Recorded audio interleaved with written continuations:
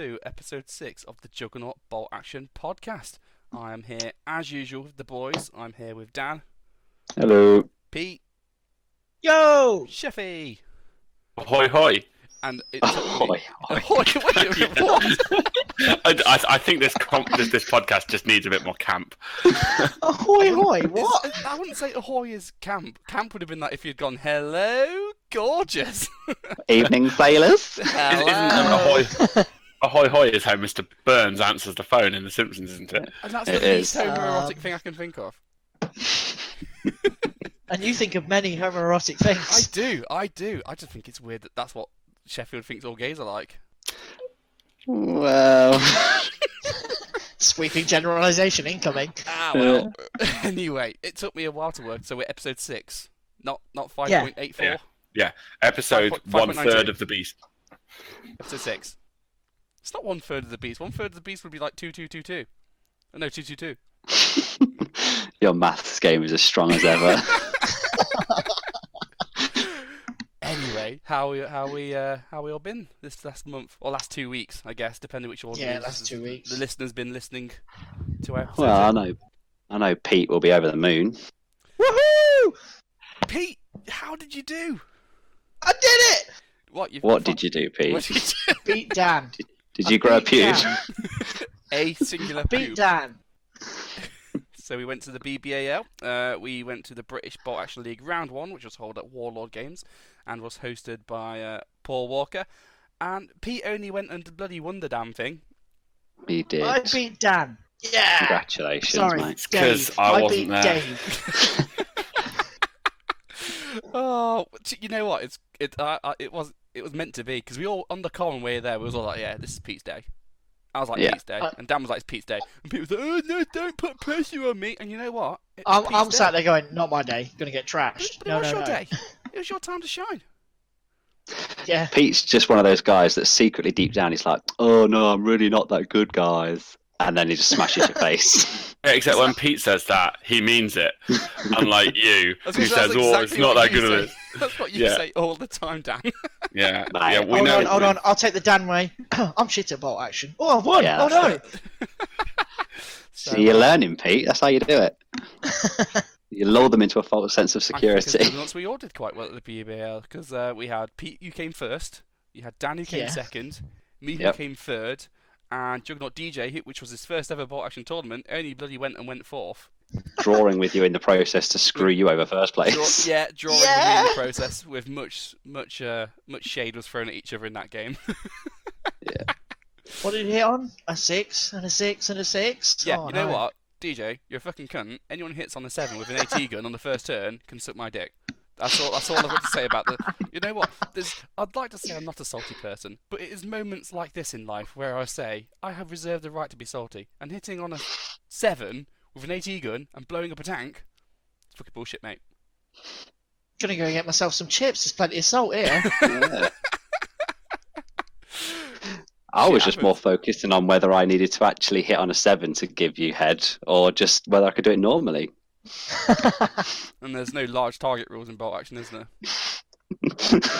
It's a small team. Yeah, I was just going to say that. Always counts as being down. Anyway, what You guys are disgusting. We are, yes. Welcome to the Juggernaut Bolt Action Podcast! Yay! So what else is new? What else has happened? Didn't they announce several new books? Like, we're getting instead of just one theatre selector that's Stalingrad, we're getting a whole book of Stalingrad selector. Oh, that's going to be like a catalogue from your local dairy.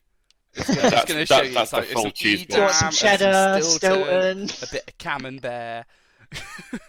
It may be the straw that breaks the historical gamers' backs. We'll see. Ooh. We'll see. I'm really looking forward to it because I'm interested in Stalingrad as like a theatre and like a history exercise. But I'm so ready for like that theatre selector of 8 flamethrowers, that bullshit that's going to come out of it. And because they're Russian, they're all everything- free. Everything gets Oh. fanatic for nothing. Yeah. Budapest's out though, so Budapest one is that's actually out. out. Yeah. I have a copy of that. I've read through it. I don't think there's enough in there for us to do like a whole episode review. All I'll say is there's some good toys in there for Hungarians, Germans, and the Russians. Some interesting stuff.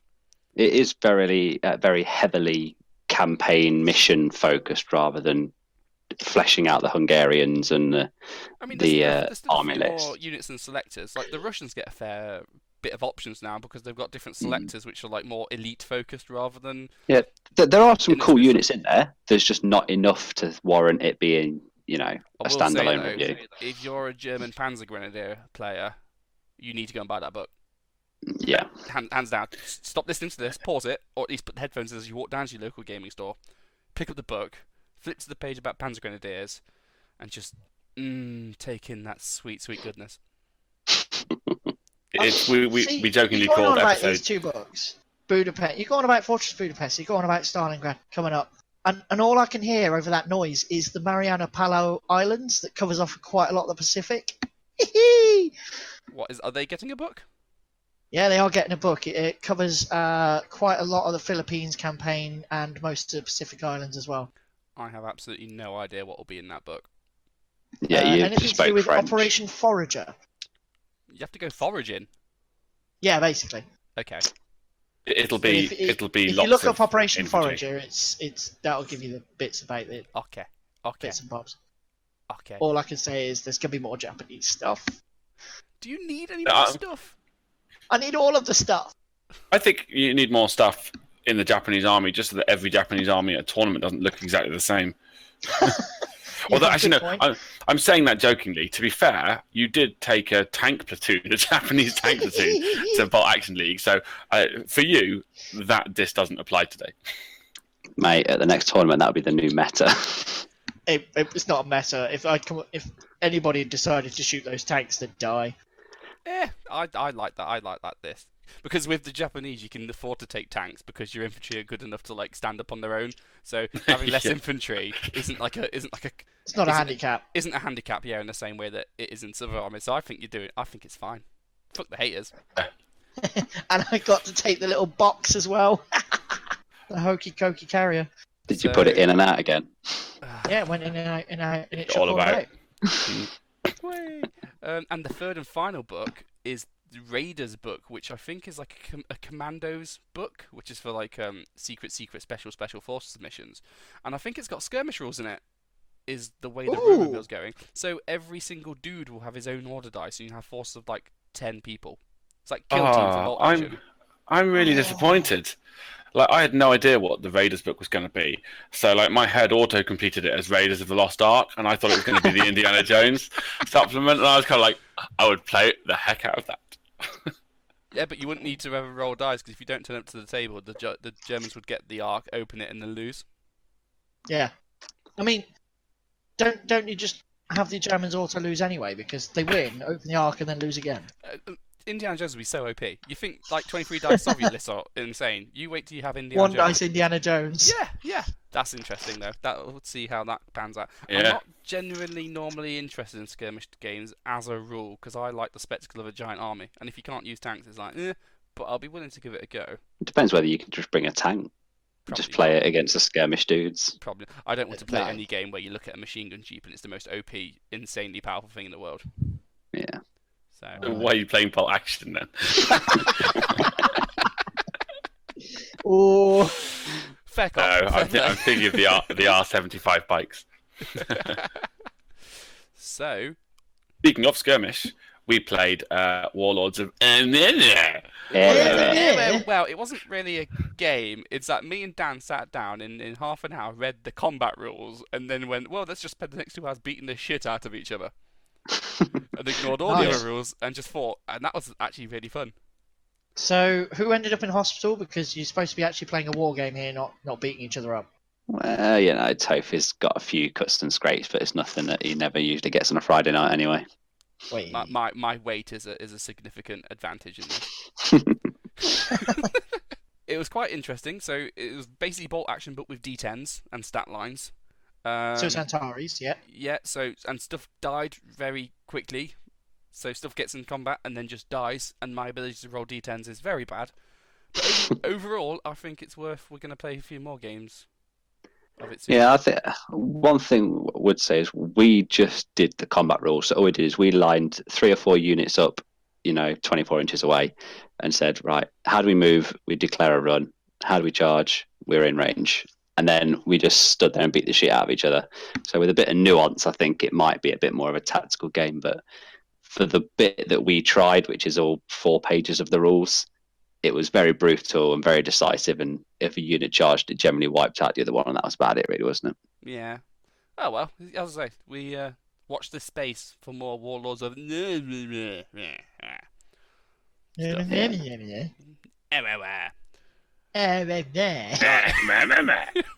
in this case. On to the first segment? Yep. Okay, guys, so we're on to our first section now, and it's just the tip. Woo!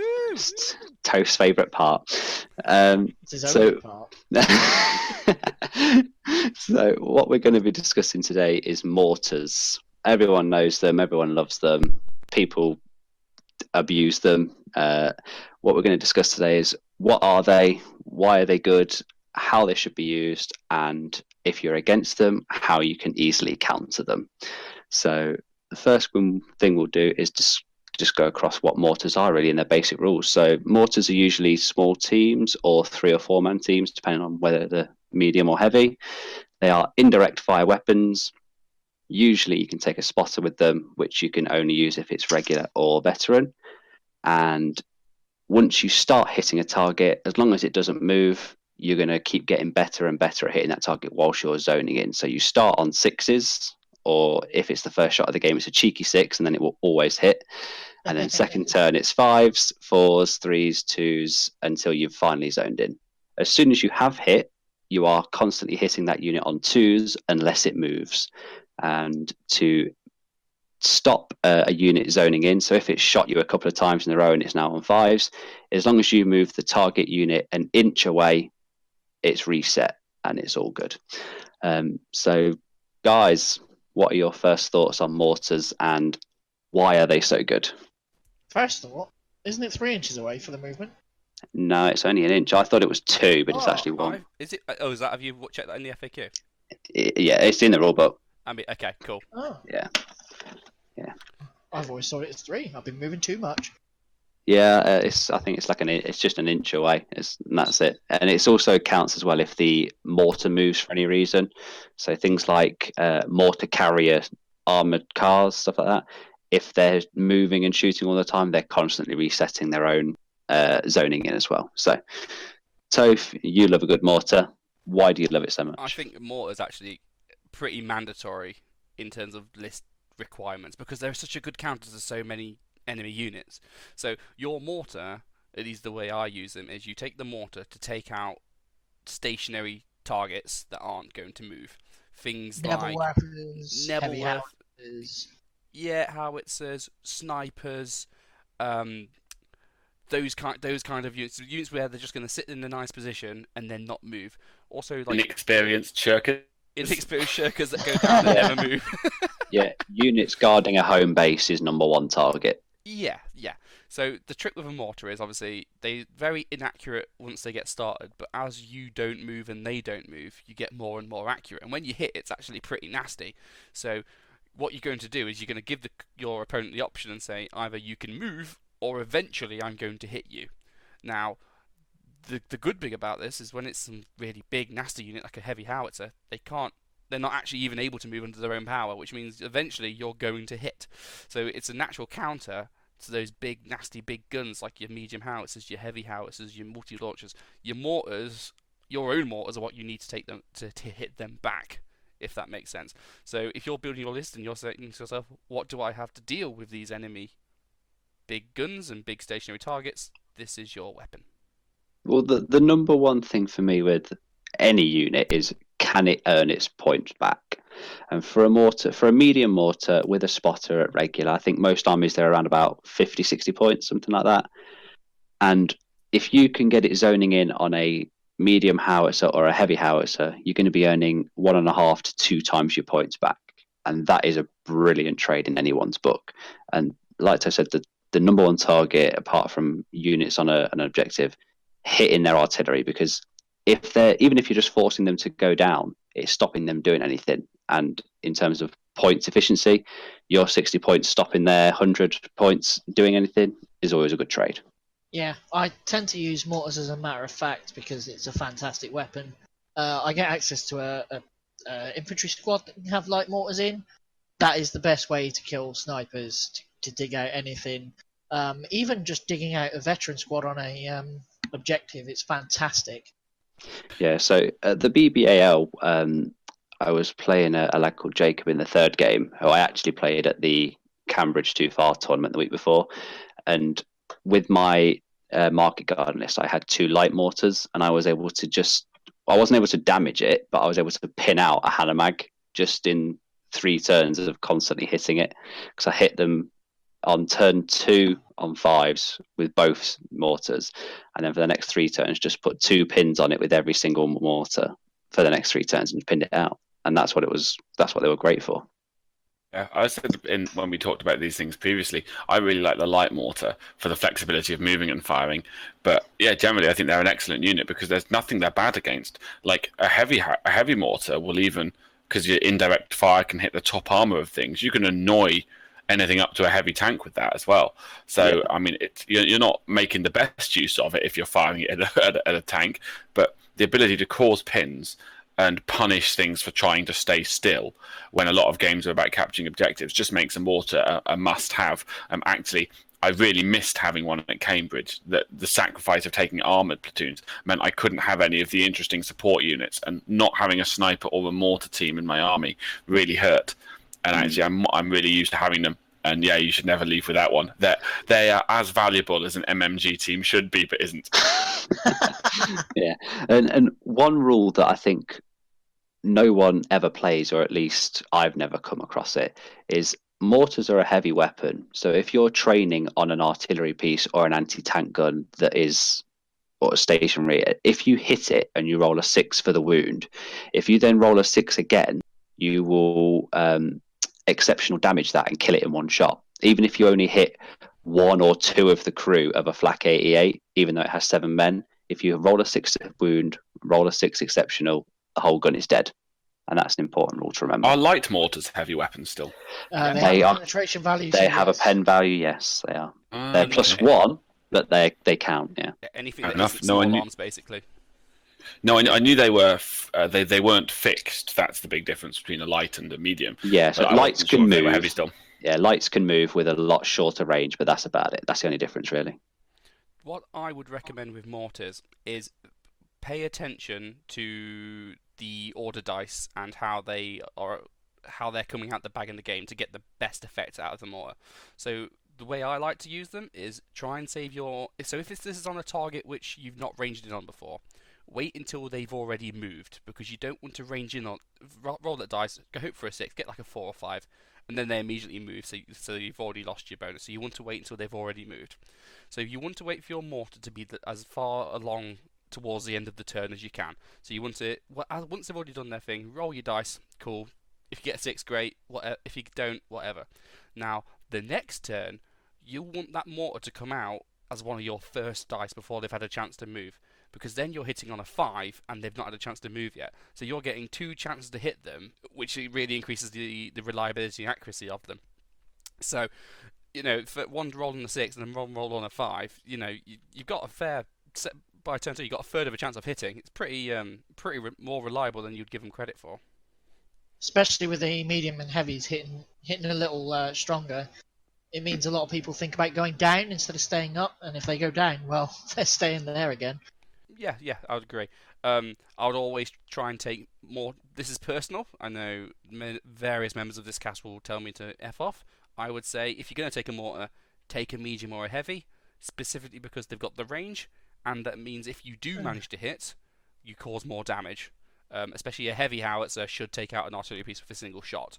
A light one or a medium, you might need to hit them twice to fully get rid of the whole squad, especially if they've gone down.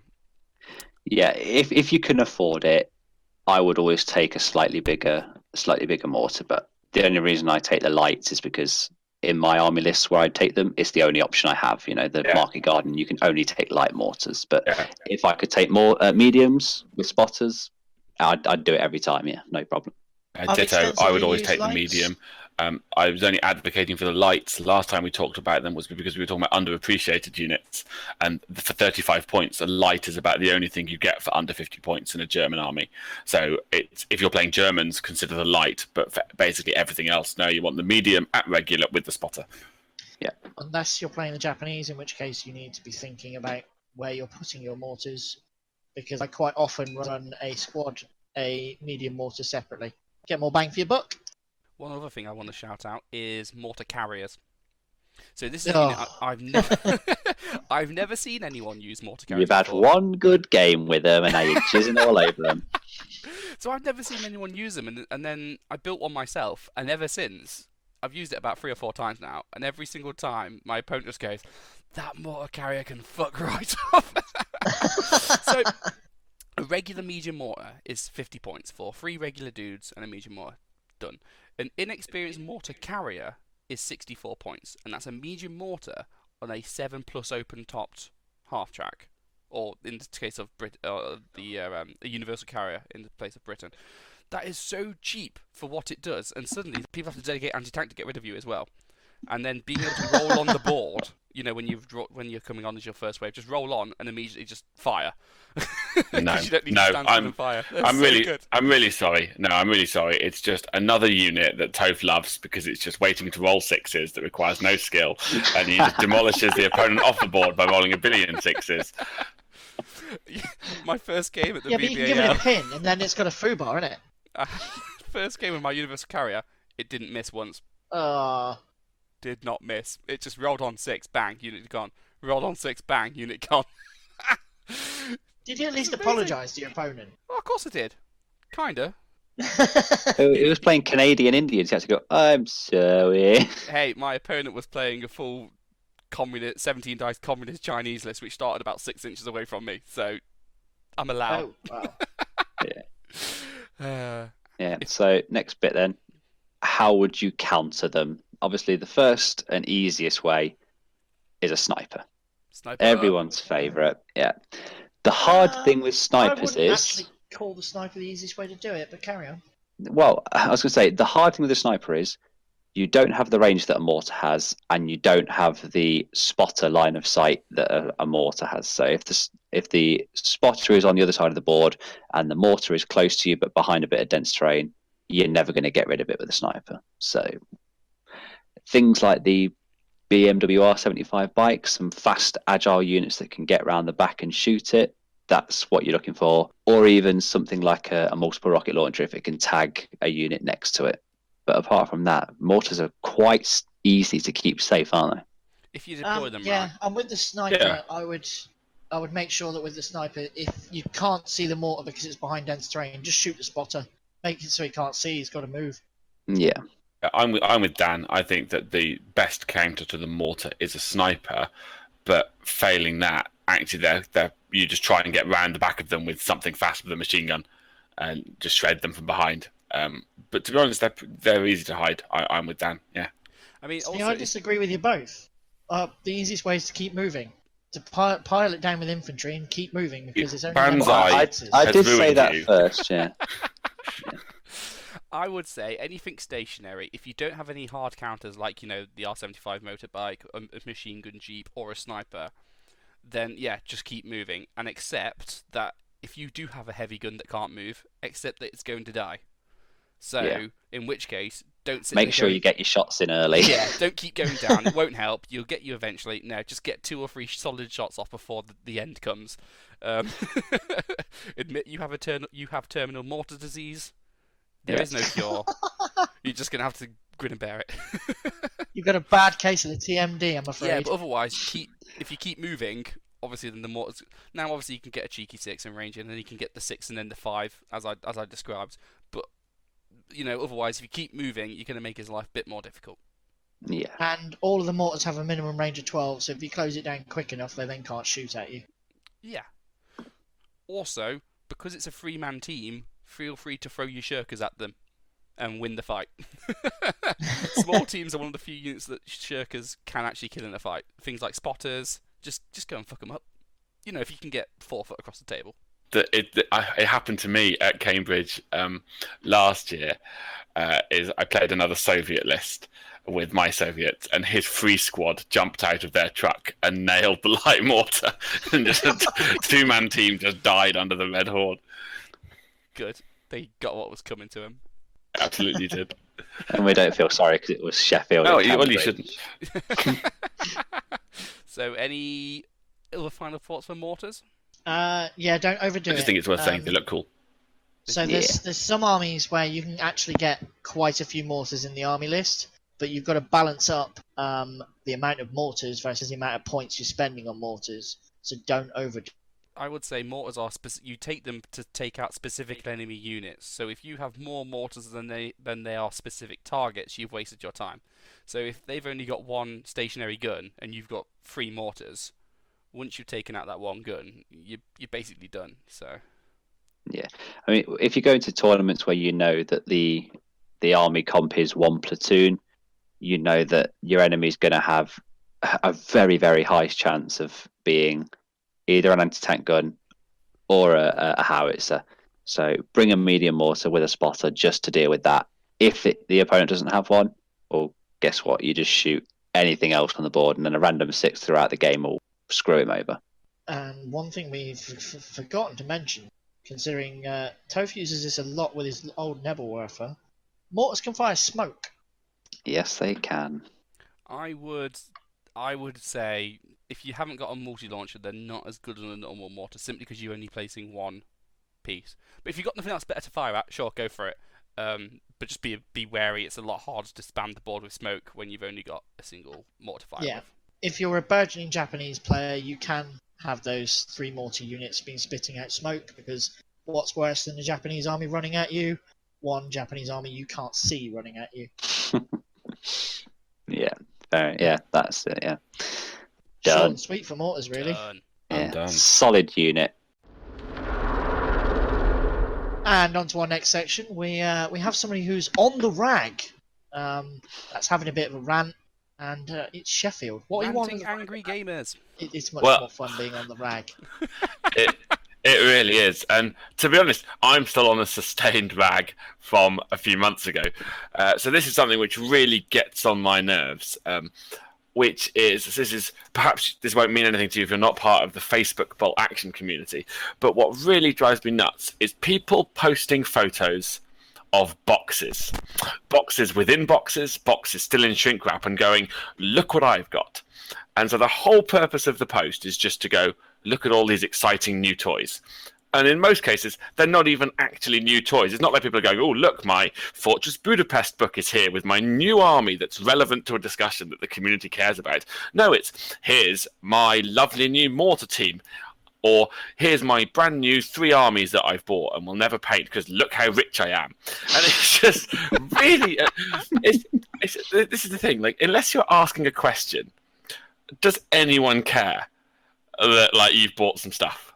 Like, unless the stuff is, ask yourself 3 questions before you post. Question 1: is it new, sufficiently new that people will care? 2: is it of a sufficiently large quantity that people will be impressed? And to impress a wargamer with how much money you're spending on something, you have got to spend an absolute ton. And You want them to come back saying, I've just bought Warlord games. Yeah, like with Bolt Action, like, I'm not going to be impressed with anything less than 300 quid. Like, you've got to have dropped a good amount for me to be like, actually, I will like this now. And then the third test you've got to pass is, like, is it in any way, like, is there something worth telling people about? Because if I just posted like the Warlord Games order that like I did a few months ago, like, oh, look what I got, here are 2 Hammer Mags and a Kubel wagon, no one cares. And it's really patronizing to expect people to care as well, because everyone's going, oh, look at me. And it's just like, it just drives me nuts. It's just so pointless. And like, there was a time, it's admittedly not quite so bad at the moment, but there was a time in the lead up to Christmas and in the new year when it was just every other post was, look at this pile of stuff I've got. It's like, mate, I don't care. I really, really don't care. Am I wrong, though? No. As soon as I see a post like that, the first thing I do is skip straight past it. I know what I'm doing when I see a post like that from now on. I'm tagging Sheffield in it. Yeah. Please. Right, Sheffield, I know you're jealous because you're really poor, but I promise your universal credit payment will come through soon. Okay? And then you'll be able to buy your own models. It'll be fine. No one cares that you're poor. My Do you know what kids you need should the do, money Chef? so I can feed them Lucky Charms and Red Bull. But this happens on every Wargames group. You can't just. I can see where you're coming from, but it happens on every Wargames group. And, It's like- and what you can do is what most people do, which is and ignore it. No, but you're like the rest of us. That I'm a member of, I don't know, 6 or 7 different Facebook wargaming groups, and sometimes subgroups for the different factions of them as well. Like AOS is a really bad example for that, and like they all do it. I'm not defending that; it's not unique to Bolt Action, but the quantity of it. The only group that's more pretentious than historical wargamers are Adeptus Titanicus players, and but then. Then everybody knows that because those models are like worth their weight in gold, literally, because they're stupidly expensive and you're spending £100 to buy 5 models. There's a certain amount of, oh, look at him, he's spent a lot of money that you sort of can agree with. But with Bolt Action, no, I just don't care. Look at this brand new box set of French infantry that I've got. Are they built? No, don't care. Are you asking for advice about how to field them? No, don't care. Stop boring us and filling up the stuff with stupid, vapid nonsense about stuff that you've bought. Oh, you clicked a few mouse buttons and got it delivered to your house. Well done. Well done, my man. I'm properly cross about it. We need on Angry Sheffield on more often. Yeah, It's so Yeah. So why? So who are you, Mr. Arrogant Man, to take away from the joys and dreams of someone who's just got into the game? Who's just gone, I've taken my first step into Bolt Action. Here we go, look at the stuff I brought. I'm so ready to, join you guys. And then there's fucking grumpy man Chef over here, whinging about his trust fund because I could buy that many models if I want. I just choose not to. If you had listened to the rant and like actually perceived the meaning through the whirlwind of noise, you'd have realised that what I was saying is you have to pass the test of those 3 things. And if you're a new player and you're saying, actually, look at this exciting stuff that I've got, you're relating it to something where you've asked people, presumably. Like a guy did this the other week. He'd asked people in the Bolt Action group, I'm looking at starting, this is what I want to do. And then he'd got it and it had arrived and he'd gone, look at the stuff that's arrived. Thank you very much, everybody.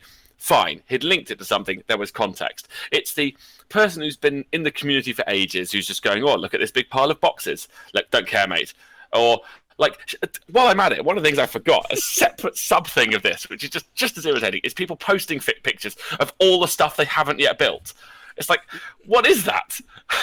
It just doesn't make any sense. Like, yeah, it is, but people are taking pride in it. You can't take pride in something that's meant to be shameful. Oh, I take pride in many things that people would think I should be ashamed for. So what I'm getting from this, Sheffield, is your hobby shaming. Absolutely. People need to do it right, and right is my way.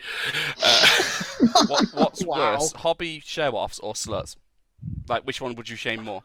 I don't know. I think the world needs a couple of sluts.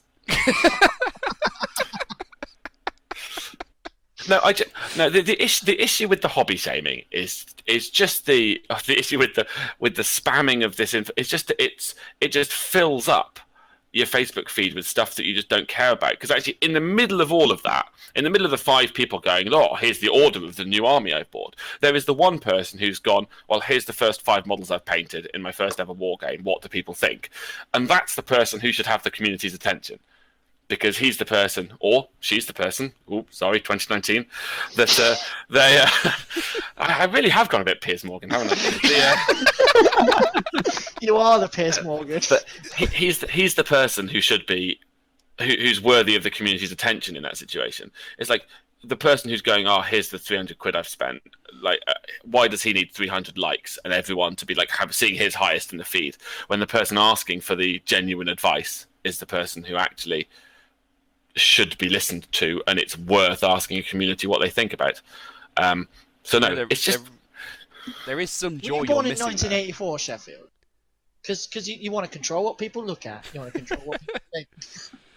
There's some joy you're missing because there's, like, you can take that really nice, like, bit of joy. You don't have to share it with anyone. It's great when you see a new player and he's posted a picture of all his models and all the stuff he's brought and all the boxes, and you can just look in there and you go, "That King Tiger was a waste of fucking money." Is that just me? Yeah, maybe it is. I just when people see it, I was thinking, you hear all these stories about the Royal Mail like nicking people's stuff. Why couldn't they nick your stuff? Because then you wouldn't be wasting my time with your stupid pile of boxes. Wow. Does it upset you that those posts frequently, if not always, get more likes and comments than our podcast ever does? No, actually, because I know that only because I know I'm an exceptionally good troll, and I've had hundreds of likes. Do you remember that picture of the the motorbiker with like 7 Germans on the back of it? They got like Gymnast one. Yeah. So no, I'm a fabulous troll. I can get the likes if I want them. No, this is because it's a waste of time that distracts from my stupid trolling. So it's a waste of time because you want more room to troll. No, that's so a joke. it's doing a service, right? No, it's stupid, and you're all trying to play devil's advocate because you really know that I'm right, and you. Hey, mate, I am 100% behind you on this. Don't worry. That's why I've been so quiet and not taking the piss. Hang on. If I see, I know that we have lots of listeners who are in these bolt action groups. If I see a picture of boxes, and in that picture is a Juggernaut bolt action widget, I will stalk you and come to your house and personally burn your mom. What? Do you know what? I was just going to suggest that. I was just going to suggest I take a picture of all my new Belgian stuff and put it on the group for lols, but I'm a bit worried now. You're gonna put your widget. Listen, I like my skin attached to my body. I want. Please send pictures of your shame piles with your widgets onto our page, and I will personally like them. And I will tag Sheffield in them. I will tag Piers Morgan in them as well. Any final points, or you're ragged out? No. I could go on for hours, mate. Well, I don't want you to. We gotta end this. Don't we know it? No. In all seriousness, please stop posting pictures of boxes. It's really annoying. Post pictures of progress. All. Yes, post pictures or accompany them with questions at least. It's here is some stuff.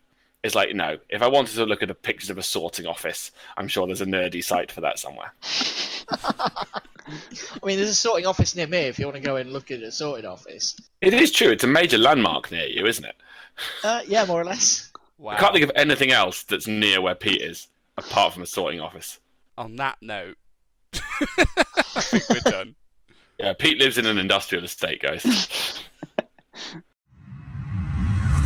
Hello, and welcome to the second or possibly third section of our podcast now, where we're going to do an after-action report on the British Bolt Action League. But allow me first to paint you a picture. The last 3 months have consisted of a GT and a Cambridge Too Far, where the Juggernauts have got a reputation for being the cheesiest, the gamiest, the most win-at-all-cost gamers the Bolt Action community has ever known. And they go to this tournament and they place 1, 2, 3, 4.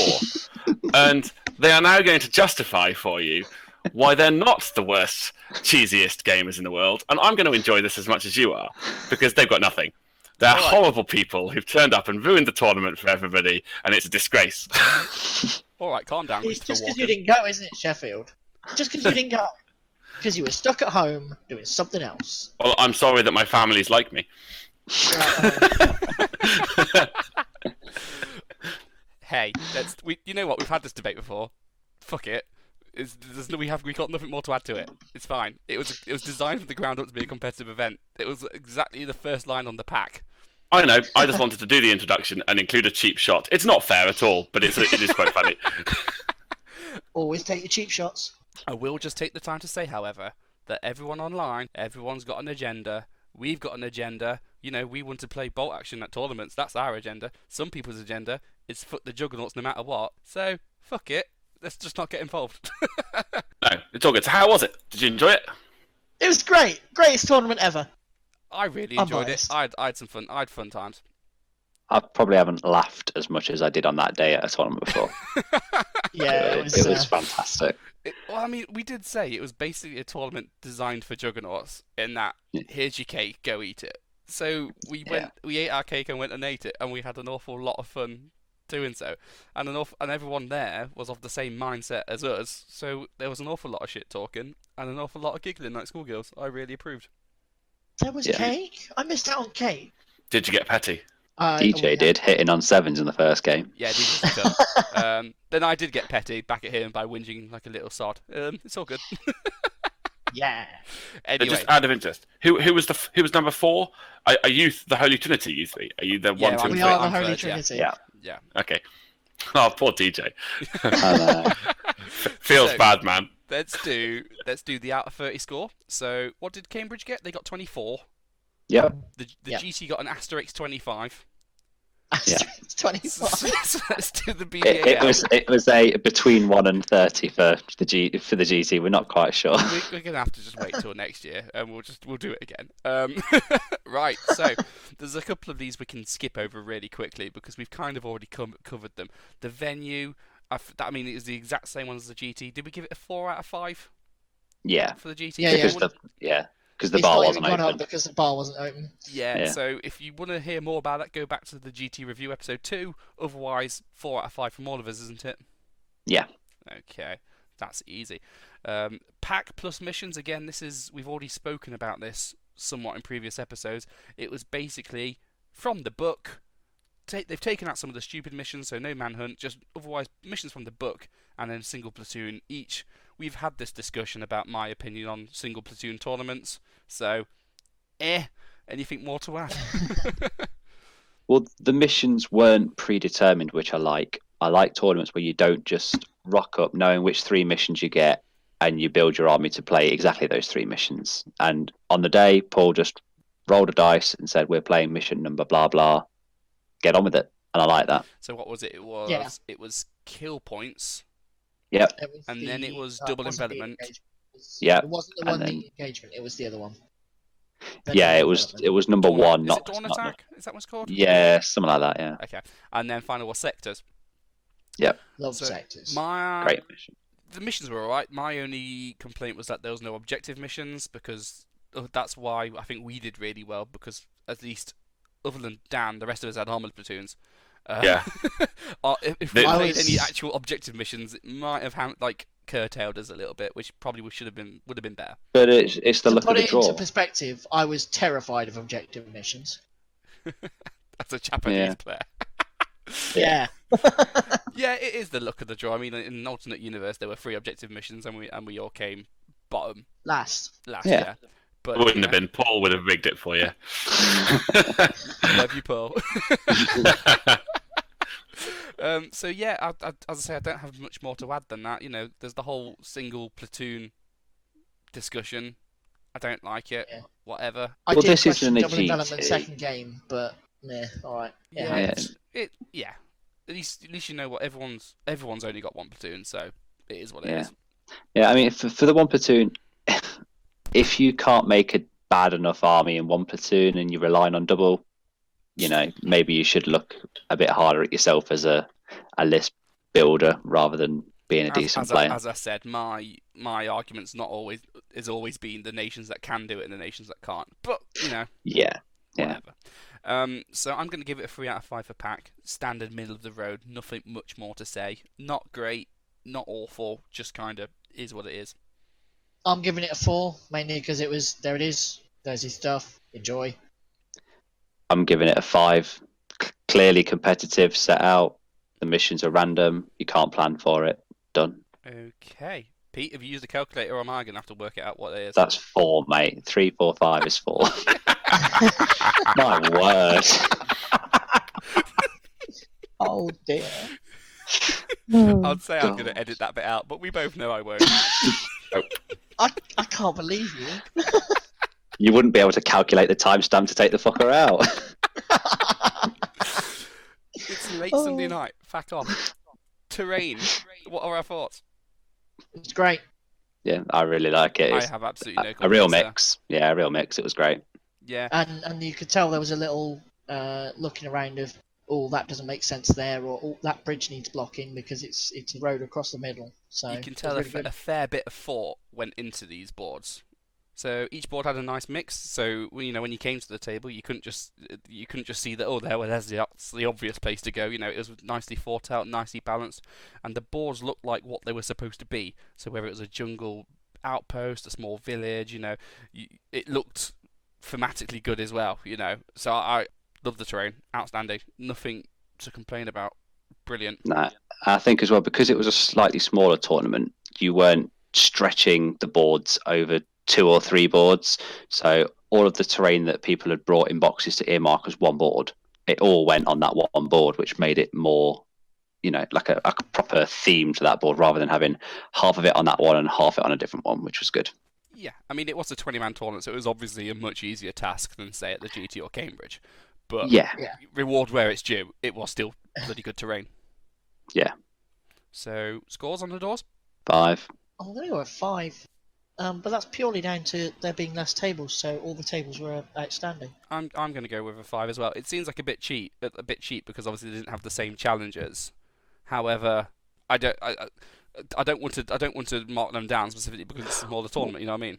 Well, you could say it's harder to cater for an 80-man tournament than it is for a 20-man. But if you've got 40 boards to cater for, I'm sure that 20 or 30 people out there will have a box of terrain themselves that they can bring. So it's not much harder, I don't think. I think that what it is they could have just done enough, or they could have done more than enough, and it sounds like they did more than enough, which I think that means they deserve a 5. Yeah. Well, they had a couple of people drop out, so they could have had more boards set up if they wanted to. They did have more boards set up. Yeah. Cool. So that's a 5 out of 5. Next section: people/atmosphere. Oh, that's great. Yeah, I mean, as I said, I've never laughed so much in my life. So there was 4 of us. There was Paul. There was Dan and Jed that we play with quite often. And there was Dan Moody as well that was there, who would see at all the tournaments, and a bunch of other guys that we see constantly. And it was just great catching up with them. There was loads of banter going around, loads of jokes flying everywhere. It was fantastic. I'm going to throw a spanner in the works. How much do you judge? So when you say people and atmosphere, how much do you weight the scores in terms of what happened after the event and then what happened, say, after the event? So I'm just counting the day as it is. Just because, to give a bit of background, the day itself was absolutely perfect. It was amazing. We were so chill. Everyone was laughing. Everyone was great. Everyone was getting on. It was the most amazing day ever. We all went home with smiles on our faces, and we all were saying to each other, every person I said to was, "Oh my god, this is so chill." For saying it was such a hardcore competitive event, it was so chill. Compare it to like Cambridge, which is supposed to be a fun event. BBAL, everyone was just smiling. Yeah, much more relaxed than Cambridge. So relaxed, it was so chill. And unfortunately, when obviously in the days follows, it turns out 1 or 2 people didn't feel that same way, so decided to go back and then slag everyone off for going to a competitive tournament. So, which did put a sour note on it, because it's like, well, obviously we just didn't have the same day, did we? So would you factor that into it all? Well, clearly, if that person was here rating it, they would give it a different score. But from our point of view, everyone we spoke to on that day was really good and had a really fun time and came over and laughed and joked with all of us. So, you can only judge it on what you have experienced, can't you? Yeah. And game 2, I got to play a guy that I'd last played at the very first GT. I'd seen him at the GT this year and last year now. And we looked at the mission. I went over and checked with the TO. You sure you want to play that mission? Because it was heavily weighted in favour of me because of him lacking some anti-tank. And all through the game, he went, "You know what? Sod it. I'll try and kill your tanks." And he went well in for it. It was wonderful. My last opponent, Tom, was an absolute legend in that. So he'd brought a list and kind of didn't bring any anti-tank. The only anti-tank he had was a anti-tank rifle. So obviously coming up against my list with the 3 Shermans and the 2 Kangaroos, it was suddenly like, oh god, this is only going to go one way. But rather than going, fuck you, no, fuck you, and pouting, he absolutely got into the spirit of it and went, right, let's see what I can do anyway. So we played for the end anyway and had I've never laughed so much in my life in that game. I really enjoyed it. So Tom, if you're listening, you absolute babe. And it's that kind of attitude which I think was prevailing. It wasn't that's just, what I enjoyed am I about winning? It was Richard. just, yeah. I think a lot of inexperienced people. infantry versus a tank platoon where they've got next to no anti-tank, he still had a go at it.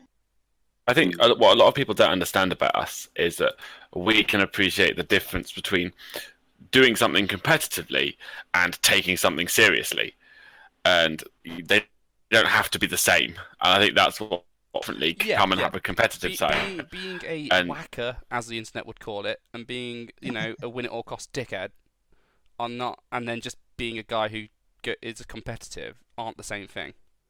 And I think a lot of people will try and with their agenda merge the two into the same thing, when that's not the case at all. At least it's not if you're a stand-up bloke doing it properly. I think a lot of people, if you were to say a whacker to someone, they would quote things like slow playing or manipulating the dice bag, or when you're rolling a bunch of dice to see what hits, just picking up any dice that you see rather than the ones that are actually scored hits, and just general, not quite cheating, but not on the right line. That's what I would call a whacker as well. Yeah, not the right side of the line. Yeah. Because a whacker. People may call me win at all costs, but there is some cost. I'd rather lose than have a game where I was cheating or slow playing or having to manipulate dice bags a lot to get the win. That's not. That's not the way to play. But whatever. The unfortunate thing is, as well, is between us, we've all played someone like that, and we've all played people that, when they put their dice back in the bag, they put theirs in last and hold one and pretend to stir it and pull theirs out first because they need the first dice, or they'll think for 20 minutes on the last dice of the game because they know that it's a draw at the minute, and if you were to get the next dice, they're definitely going to lose, something like that. So it's just a shame that that kind of person exists, but they do. Yeah. No man's an island. Everyone's different. Anyway, we're going off topic a bit. Atmosphere, despite one or two people souring the note after the said event, the event itself was bang on perfect, so I am going to give it a 5 out of 5. Oh, Same. I'm a 5. Yeah, same. So that's another 5 out of 5. Yeah, I mean, for competitive people like us, it's our safe retreat, and it's bread and butter. And for people who don't want to play competitively, seriously, don't go. It's not to say that we're not welcoming, but it's just that if you don't want to play hard lists, the BBAL would not be a tournament to go to. No. Although, why not go? Test your metal, see if you can beat all the hard lists. But, keep the mindset of you're going to expect to hit those hard lists, so don't have a go at them. Yeah. Well, we went knowing that we'd face some hard lists, but we knew we'd play some standout guys. So, we know that they're going to be fun to play against. I've always said I'd rather get absolutely smashed by a top player than beat a guy who's a bit of a knob and's just, whinging and shit talking the whole way through. Yeah.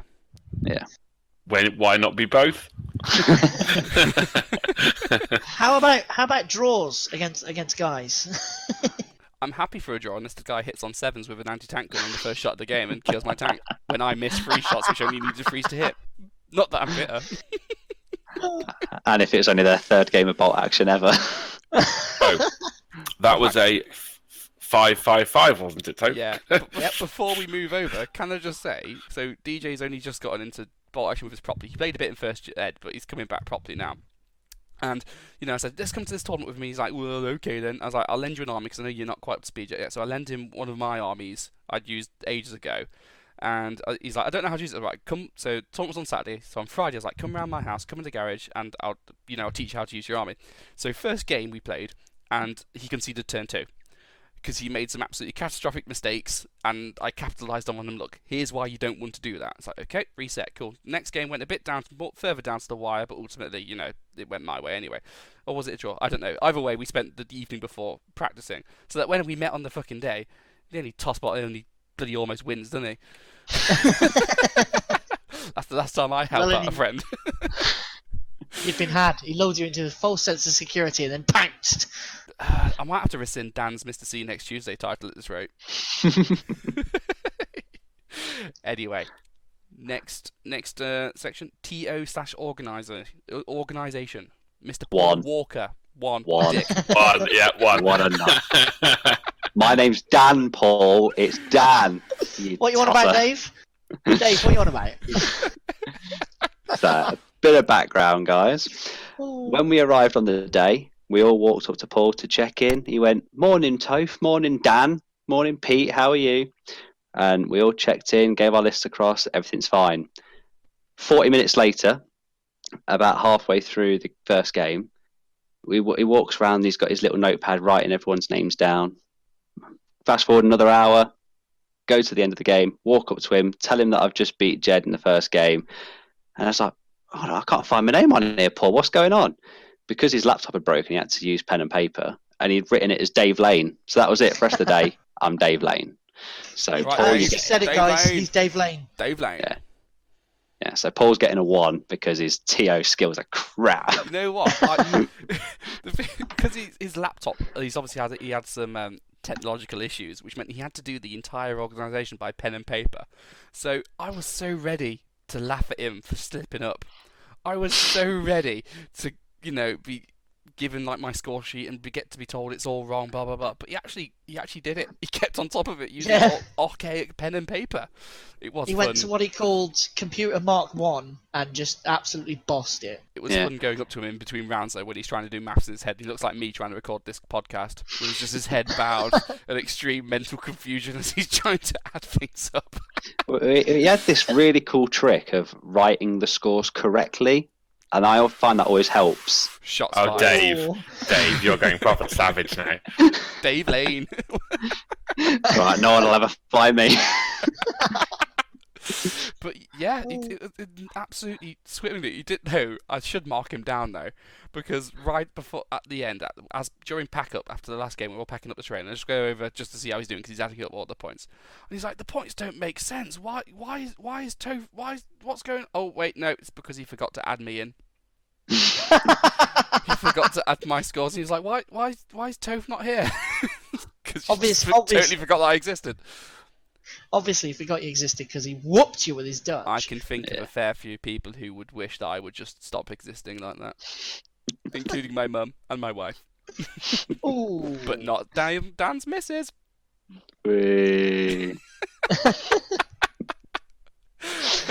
You're like a gay best friend, mate. I'm not worried. Oh. I was going to say, which Adam Sandler movie is that? The really awkward one? That's every Adam All I of Sandler. them, yeah. was going to say the one where he pretends to be gay. Never mind, that's an offshoot, not bothered. So yeah, TO/organisation. Do I give him a 4 out of 5 because he didn't have a laptop? No, because the scores were all right at the end. I know. The main things you look for is here. The scores are correct. Check. He was funny and, approachable during the day. Check. If you asked him for rules queries, he got them and he gave you a decision. Check. And he set out the mission and the rules pack perfectly. Check. So I don't know what else you want from a TI. Well, I was just going to add that one of the things that I can really appreciate as somebody who wasn't there is that Paul, as the TO, is really good at basically putting all of the stuff that's happening up on Facebook. So even though I'm not there, I can see who's playing, what's going on, what the scores are at the end. And it's just really good to feel like I'm included in that tournament, even if I wasn't there. I think he gets a big thumbs up for that. Included even though he wasn't there because your family punish you by not letting you come out and have fun. He's had his one event this year. Calm down. You're clearly not annoying enough at home, Sheffield. You need to pick up from me, learn from me that you need to be as useless as possible. You need to channel your inner Cartman. Ladies, He's like, "Man." ladies and gentlemen in podcast land, take it from Topher. When your significant other asks you to do the washing up, it is in your interest to be as shit as you can. You need to get them to the point where they say, "Don't bother, I'd only have to redo it anyway." Those are the key words you need to take away with you. You're one of those men. Toph, how does your wife put up with you? Never mind your children. How does your wife put up with you? Hope's one of those men who, when he's sent to the supermarket to buy something he doesn't want to buy, like sanitary products, he deliberately buys the wrong thing so he won't be asked to do it again. Just comes back with poor scratching. I thought this was the right thing. Sorry. Well, as long as no, you see, that's how you lead to divorce. When you buy the wrong thing, you need to buy the correct wrong thing. So I'm sorry I didn't buy you any Wrong sanitary brand, pads. yeah. I'm sorry I didn't buy you any sanitary pads, but here's like a £3 bar of Cadbury's Dairy Milk chocolate. Yeah. That's how I thought you needed chocolate, love. I'm really sorry. By the way, can I go to my tournament next week? And she's just like, you know what? Fine. It's just a bit hypnol in the cup of tea. Toast getting to tournaments because he's being useless. Got it. I'm just useless at life. That's just generally everything I do turns to When- useless. I mean, if you when listen to this Toast out. podcast, come on, this is like the worst podcast out there. 'Cause When mine- Toast out of the tournament, she gets a real man round. There's no way to speak about Grimes. Is he a real man?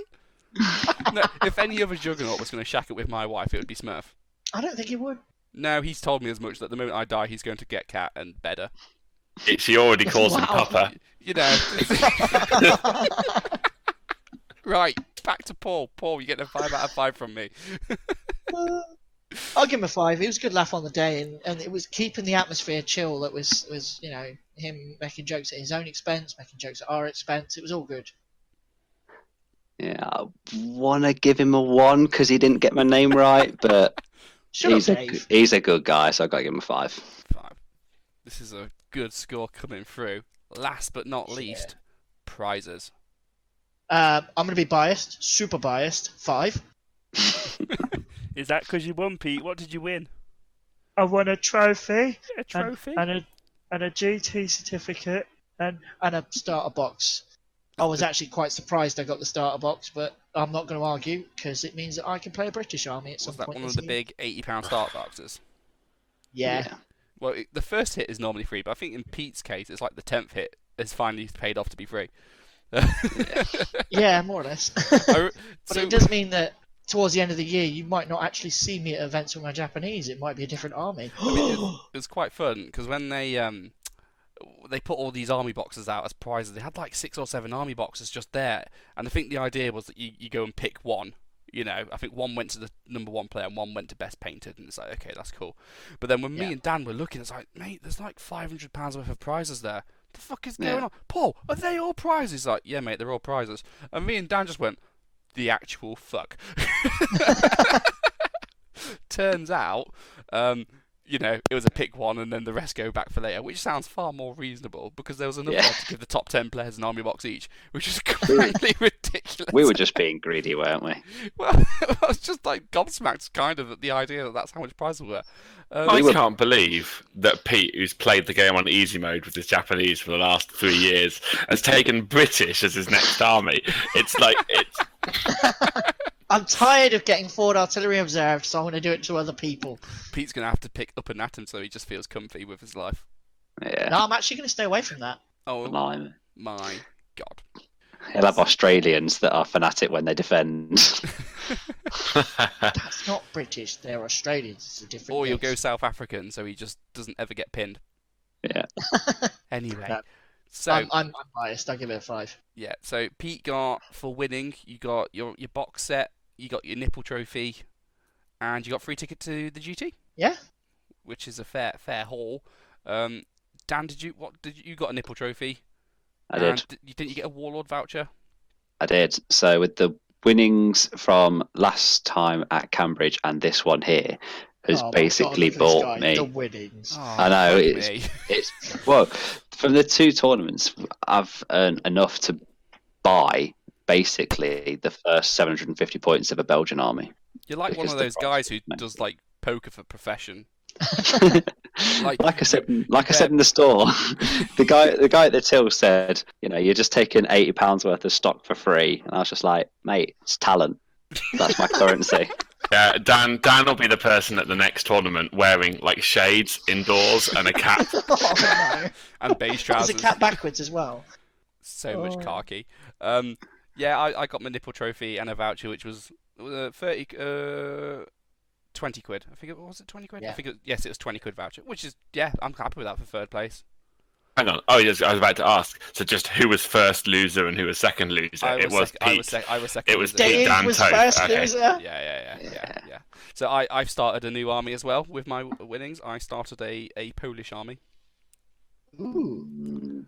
Lots of cav. I've not done cavalry before, I've never So had a you're going to cavalry do it a unit. lot. So I thought if I'm going to do cavalry, I'm going to do it properly. So I'm going to take Polish Lancers and be that guy. Hello, that is me. You know, is a full Polish cavalry army worse than a Stalingrad list? And is that on par or better or worse than an Indian Canadian army? See, they're all bad, but for different reasons. At least with the cavalry army, you're not just trying to roll nothing but sixes. At least there's some sort of tactical skill involved with that. It's charging stuff and having 20 dice when they have 5. Yeah. That's what I need to do.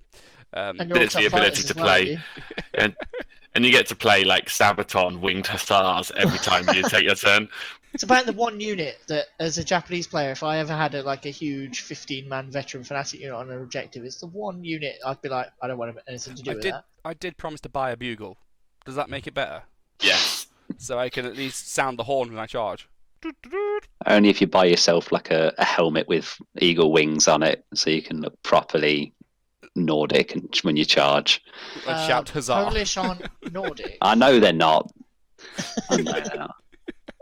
I mean, not to ruin your night, but they didn't do it with their helmets either. I want him to look like the Rohirrim when he's entering the building. That I can do. I can do that. So yeah, prizes. I'm going to give it a 4 out of 5. As I discussed on the Cambridge episode last time, when you all slagged me off for it, a 5 out of 5 would be a prize for every person.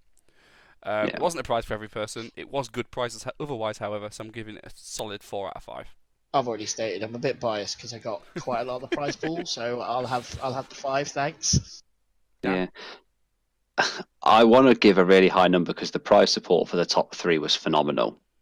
But saying that, I do think if he'd have taken some of that money and distributed it across a few more of the players, so if he'd have bought, small boxes and blisters and stuff and given it out to the top 8-10 players, I think that probably would have been a bit better for everyone. I would have agreed with that.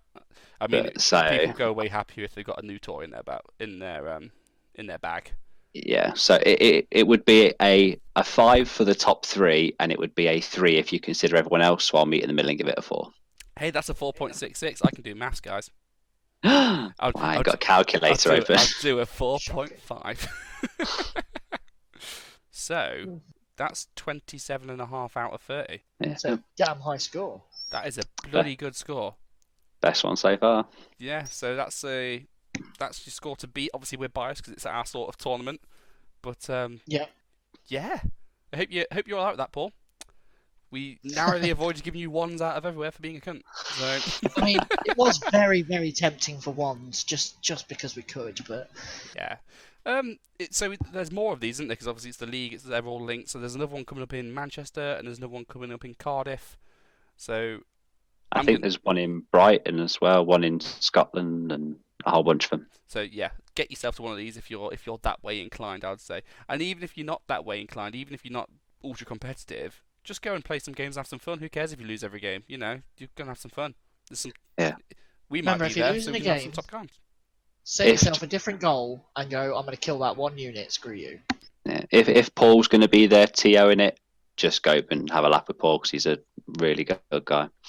Anything else to say, Sheffield, as the outsider? Oh, you're just a bunch of cheesy gits. You deserve everything you get. Hey, Pete, you hear that? You deserve your army box. Hey, thank you. Well, he needs to win something when he's not competing against me. This is the bit now where me and Sheffield with his huge head here. It's well deserved. Well done. This is the bit now where me and Topher just say, "Yeah, well, we let you win, Pete." Felt sorry for you. Hey, at one point during the day, I was looking at your score, going, "Are you kidding me? No way." Hey, if it wasn't for DJ, my secondaries were so high, I'd have bested you. So, just watch, wait, watch. Oh yeah, can I just say one final thought? I'm fucking back, guys. After my awful experience at Cambridge, I'm back. Oh, the devil! Maybe it's on again, off again. So maybe next event you're just going to get absolutely done. It was well, he is taking an IS2 for the next one. Oh, we'll talk about that later. We'll talk about that later. Right, cool.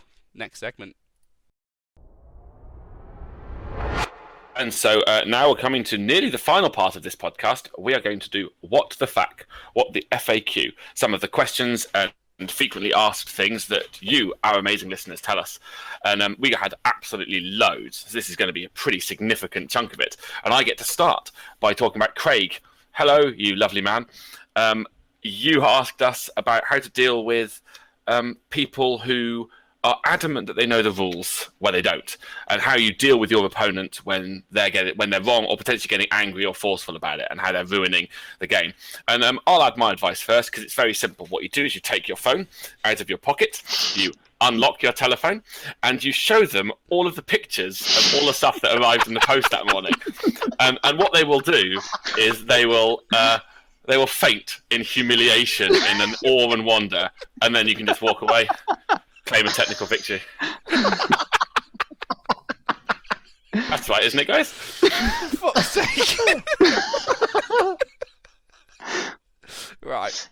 Oh dear. Sheffield Piers Morgan doesn't have a decent answer to this because he never goes to tournaments. However, Give him his one a year. Give him his one a year. me, Pete, and Dan, I think we've all had this situation where people are so adamant about that their way is right that they actually become quite dicks about it. This comes back to what we were saying about win at all cost players, where you don't have to be a competitive player to be a win at all cost dick. So, for an example, how would you guys react to it? I've encountered this at events, but it's more or less the situation that Craig describes is more or less what you've nailed on there. But I always go, well, if we're playing it this way, this also happens in reverse. You know, so if they understand it one way, you go, well, that's going to help me as well. You're aware. But the people that miss things out are it's just unfortunate. I mean, I know at the start of all of our games, we tend to, even with new people, we tend to go, what we're playing this as, what about this for all the terrain. Yeah, It happens, but I think that the situation that Craig is talking about here, it's usually one of those things that happens halfway through a game.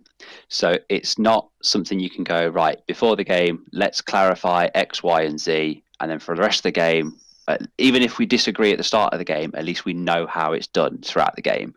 I think what Craig's referencing is you've played something all the way through, and then there's a weird interaction halfway through the game that he thinks benefits him. You think otherwise because the rules clearly state that, and no matter what you say, you cannot convince them otherwise. So I've got two options for you. You can either suggest getting a TO or dicing off for it, just to say, you know, make a judgment call and we'll do it either A and B. And then the second option is what I like to do. I have a pocket full of pennies, and then I just get pennies out and whip them at them really hard into their face until they finally give up and come around to my way of thinking. What the fuck is wrong with you? I don't like people showing me their phones, so fuck it. So the whole situation arose was a unit in a building was firing down on a unit on the floor. Well, sorry, we'll do it the other way around. Unit on the floor was trying to fire off the unit in the building. They said they couldn't see. Fair dues. Next dice out, unit on the building shoots down at the one on the floor. Let's be honest. You got to work with sure, but if I can't see you, you can't see me, because that's the fairest way to go about things. And when you catch, when people are caught out, you got to go, well, what's the fairest way to deal with this right now? Because there might be some things where it's like, oh, I didn't know that, I wouldn't have made that move, and I've quite happily at tournaments gone, all right, in that case, redo that move. Yeah, I would follow that.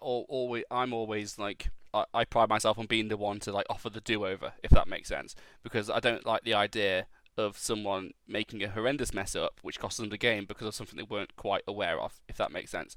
So as Pete says, you can say, well, if that is true, whatever the other opponent's claiming, well, if that is true, that would mean this is the case. Are you sure you want to do that? And then if they go, yep, that's fine, I go, well, okay, then do you want to do that bit over then? And if that doesn't settle it, after you pulled out the rule book, blah blah blah blah, just get the TO over. And then the TO's word is law, regardless of what the actual book says. Yeah. One thing I always try and do as well. And he goes to his pocket, tell him to put his goddamn phone away. One thing I always try and do as well is, if you're in a situation like that, is if they've drawn the dice and they've said they're going to do this, that, and the other, and you're starting to work through it, is you can just say, okay, well, you can do it this activation now, but for the rest of the game, this is actually how you play it. and I always try and say, I'll give you the benefit of the doubt this time, because it may not be something you've known or you've quite understood, but this is how you do it from now on. So once the activation's finished, we're done, we're going to the rule book, this is how we're doing it. I think that stops. Sorry, Dan. Yeah, There's a two-step escalation to it. Step one is compromise. If you can compromise and do a do-over, or however it works, do that first. If you can't do step one, go to step two, which is call the TO over. And I know it's a little bit like primary school-y, where you're going, teacher, come and sort this out.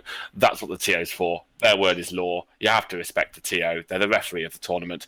If you're confident you're right, the TO should know their rules reasonably well. Come and let them arbitrate. I mean, when I've TO'd in the past, I'd much rather to be asked and make a quick rule and then the game carries on than have two players having a piff for 10 minutes arguing about the intricacies of a building, personally. So, yeah, don't be afraid to just ask the TO. And as what I've said before, if the TO makes a ruling, even if that's against the rule book, whatever, mate, it's done. Yeah. Because their word is law. If you've got a problem with it, save it to the end of the game. Don't sit there arguing with a TO, because that's a quick way to just come off even worse and make a bad situation escalate. Take it from me as a religious person that arguing about this is like arguing with a religious person. It'll get you nowhere. That's why we don't argue with you, Sheffield. We just insult you and tell you everywhere you're not. I don't know where I'm going with this. Stephen said something, didn't he? Is that He for a did. glorious segue? That was your get out of jail free card. Yeah, I was more saving Topher himself, but okay. Yeah. So Stephen gave us some feedback. I think he left this as a review on the Facebook page rather than actually mailing it through to us like other people have done. And he calls us the in-betweeners of bolt action, which for someone that loves the in-betweeners, all I can say is, I hope I'm not Neil, which is the tall, lanky, gangly one that's clueless. I'm afraid, Dan, that I think it's indisputable that I'm Will. I don't know. You're definitely Will. Pete's J. Yeah, Pete's J. Which basically does leave you as being Neil. I'll take Simon. Dan can be Simon. The one that thinks he's a ladies' man. I'm happy to be Neil, who's really stupid and moronic and yet somehow ends up in the best situations and no one quite knows why. Well, his maths is as good as yours. Can I just say, the UK in-betweeners, not that US garbage. Sorry, US people, your in-betweeners are shit, watch ours. Yeah. Amen. Yeah. But yeah, so thank you for that very much, Stephen. That was probably the best feedback we've ever got. So you are our friend. Friend. Yay, Stephen friend. Bolt action friend. Cheesy list friend. Yeah, and then fellow jugger Spurley, he gave us a 5 out of 5 rating, which is obviously really good, and he said almost perfectly adequate, and then he hashtagged us with Toph's crotch because he just loves the tip. He posted a picture of my crotch as part of his review. So if anyone's interested in what my crotch looks like, feel free to go on our Juggernaut page where I've happily left it up. Because why not? It's not something you've done often. Well, let's be honest, it's not a picture from the Juggernauts without somebody's crotch in it. I mean, Yeah. That picture was posted on the WhatsApp group initially on one of our club nights for the guys who weren't there, and Spurley I think took the picture and put, "Whose crotch do you think this is?" And quite a number of suggestions were made, and no one thought it was my crotch, but I can confirm that was my crotch. Do you know when you see adverts in a tourist magazine for a third world country where it looks glorious, but you know that just out of shot is just complete garbage? That's what your photo of your crotch is like. Are you saying I have I'm like the North Korea of dick pics? It's a glorious picture, and then you look in the background at all the garbage we've left on the table. To be fair, didn't we christen one of the boards this week, Toph, by spilling our Chinese all over it? That was a really tasty Chinese, I'll have you know. Yeah, it was. And I'll bring it. Don't drag me into it. 6x4 I ate my Chinese. Chinese like a gentleman. You freaking scoffed it and just ate it like some sort of fucking dog. I was It just hungry. went everywhere. we got 2 bits of feedback from the same person. Gordon posted twice. So he either has absolutely no time on his hands, or he just really likes us. I'm going to say he's got no time on his hands. That's because... You mean too much time? Yeah, that one. Yeah. Or not enough stuff to do with his time. Yeah. Yeah, whatever. So... Wait, hang on. Gordon's alive? God. That's Flash Gordon, not Gordon. Flash! Ah! Well, Mr. Flash said, so this was in a review. Fun and well informed. Apparently we're well informed. I don't know what that means. Okay, we're something. Whatever. We're well something. I don't know what informed means, but okay, we're well. A breath of fresh air and a necessary counterpoint to the bleating butt hurt from the pure historical / soft list fanatics. I was with him That is until it's just scathing. like I mean, I'll take it. once again, I will say, as I've always said, the position of our podcast is that everyone should enjoy what they enjoy, and people should just get on with whatever they enjoy and not take it out on other people. Therefore, if you are a pure historical / soft list fanatic, you have my utter praise. Go forth and do what you want to do. Yeah? Less bleating Yeah. butt hurt? Hashtag thug life gif. And then he sent us a message. This bit was quite fun. This was a couple of weeks later. Gentlemen, on behalf of your international audience that follows your exploits in the tournament and, dare I say it, competitive scene, please release Topher from his ridiculous agreement not to field Russians again. Topher, stop playing with one, or in fact both hands tied behind your injured back. It is time to re-release the Red Horde onto your club detractors. Stop holding back. Let him have it. Oh, and well done, Dan, for your Cambridge score. I'll take this. Toph, Yeah? Toph, we gladly release you from your agreement to not field Russians. No Stalingrad, though. And no CeeLo Heights. No, Aw. I've got to disagree. I know where it's going. Oh. I say take whatever you want in the cheesiest organisation you can make it, because we need podcast content. Hey, even Good if job. if people are bitching about us on Facebook, at least they're talking about us. At least they're not posting pictures Oh. of boxes. Well, so Imps tournament coming up. We'll talk about it a bit later. I have got challenged to bring a heavy tank. I was called out, and Gal said, "Toph, if you're so good, bring a heavy tank." And it's 750 points, and I've put an IS2 in my list. I sent Gaz a message asking if my heavy tank could be Toph, and he said no.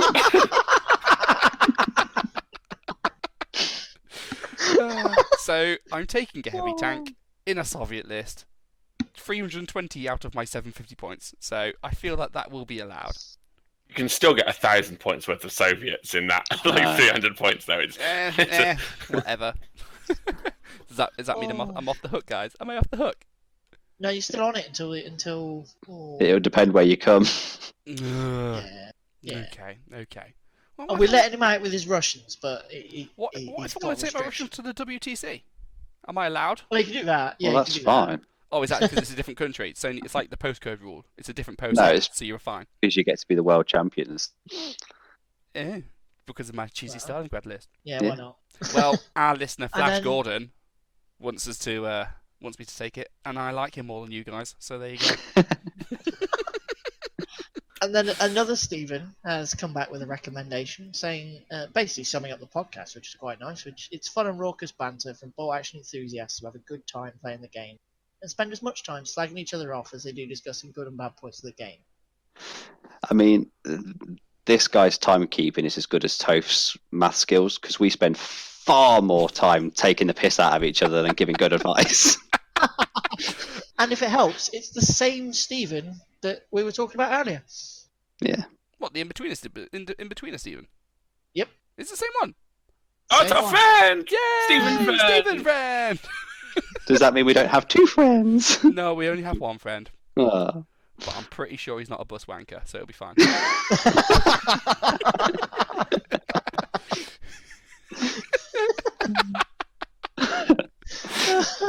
Is that it for feedback? Yeah.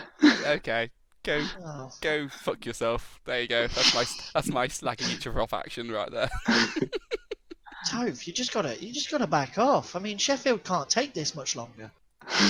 Well, maybe you shouldn't be such an arsehole to people just sharing their hobby love. People who do that have so little class, they could be a Marxist utopia.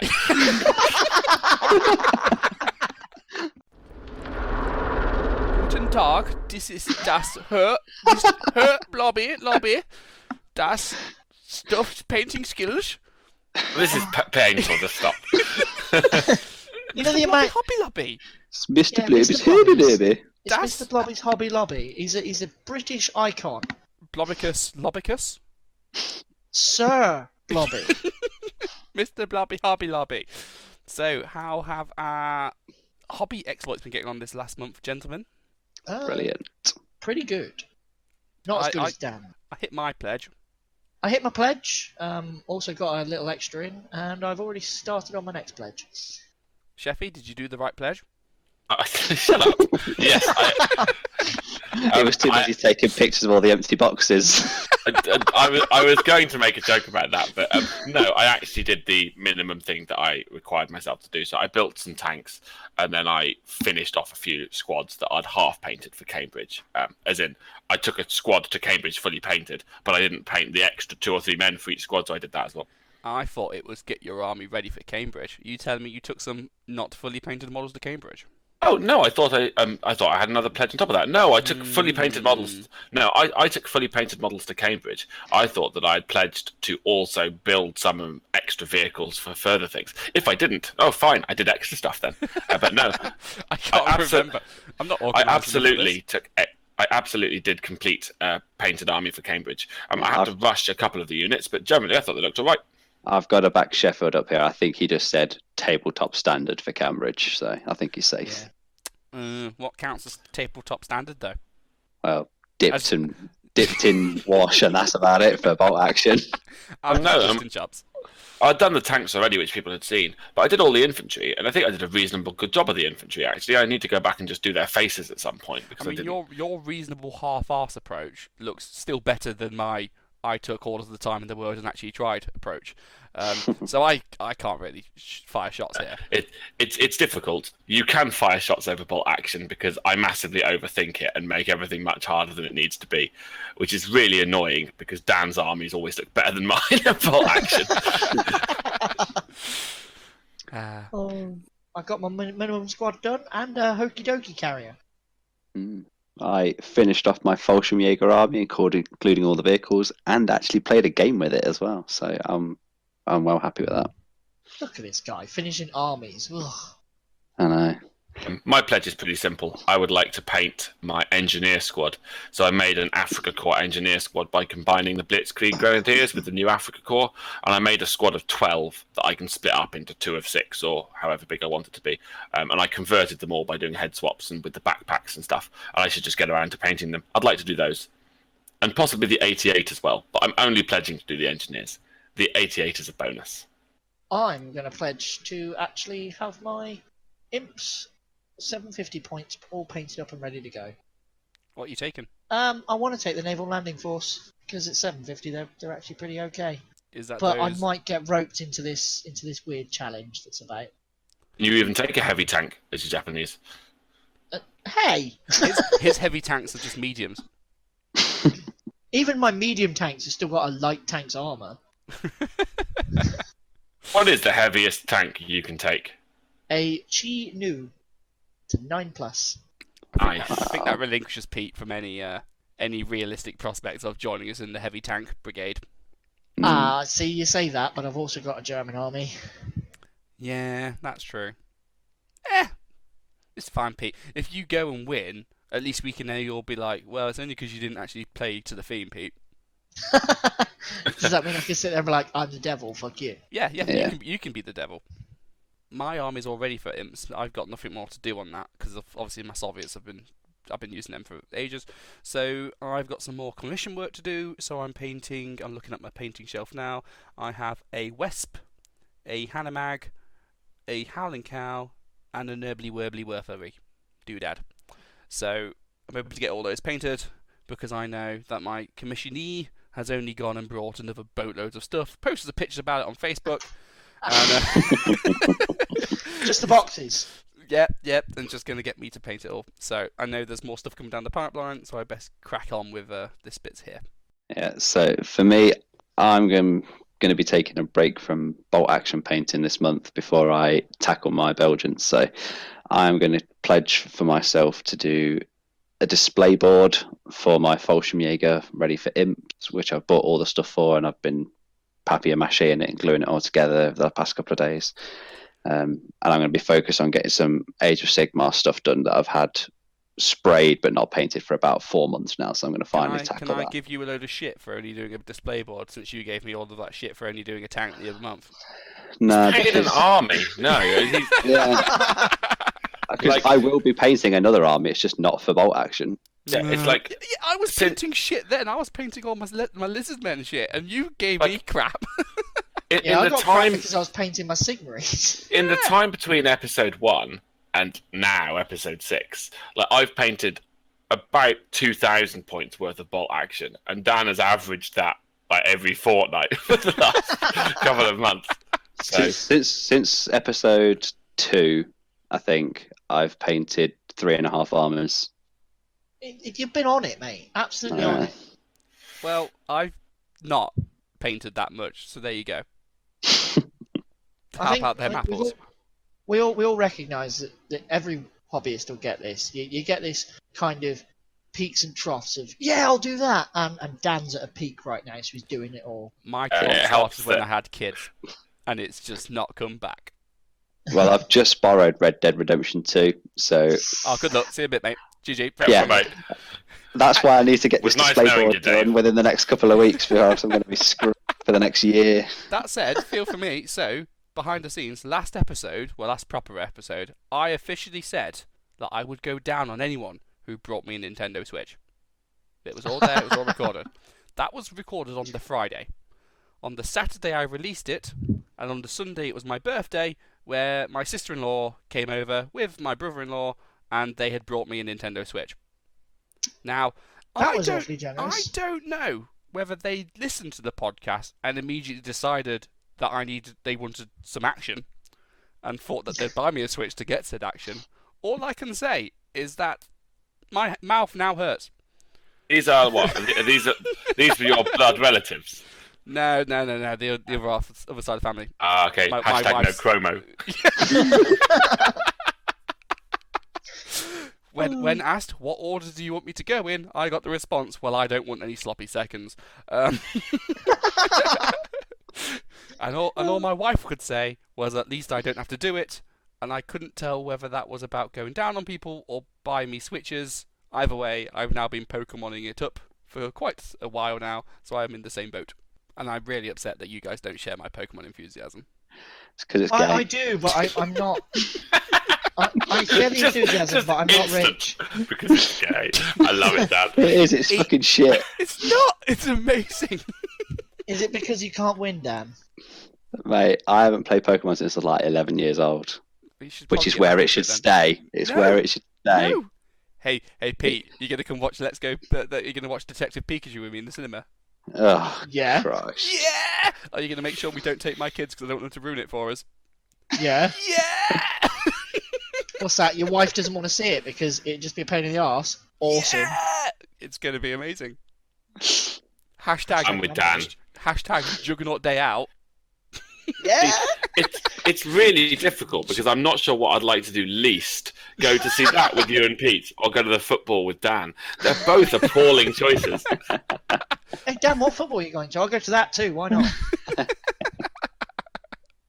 Any, so I don't have to go and see Pikachu.